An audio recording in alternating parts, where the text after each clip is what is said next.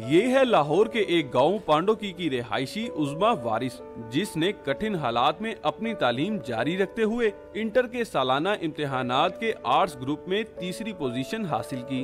बाप की शफकत से महरूम उज़्मा ने मां की मेहनत का नतीजा इसे कामयाबी की सूरत में दिया। मैं बहुत खुश हूँ कि मेरी थर्ड पोजीशन आई है और मेरी अम्मी ने बहुत मेहनत करके मुझे पढ़ाया। मेरी अम्मी गाँव में ही काम करती थी और मेरी अम्मी ने मुझे बहुत मेहनत से पढ़ाया है। आगे मेरा प्लान है कि मैं आगे टीचर बनूं और आगे बच्चों को पढ़ा सकूं। लोगों के घरों में काम करने वाली मजीदा बीबी की लाडली ने मां का दामन खुशियों से भरा तो मजीदा की आंखों से खुशी के आंसू छलक पड़े। मैं खुश आज हूं, मेरी बच्ची पढ़ गई हूं, अगे मैं मेरे को नहीं हिम्मत है, कोई सहारा बना दो, कोई इनू टीचर बना दो। उज़्मा का अज़म है कि माली हालात और माँ की गुर्बत इसकी पढ़ाई में रुकावट ना बनी तो वो मुअल्लिमा बनकर मुल्क व कौम की खिदमत करेंगी। कैमरामैन मोहम्मद अली के साथ नुमान लियाकत, डॉन न्यूज़, लाहौर।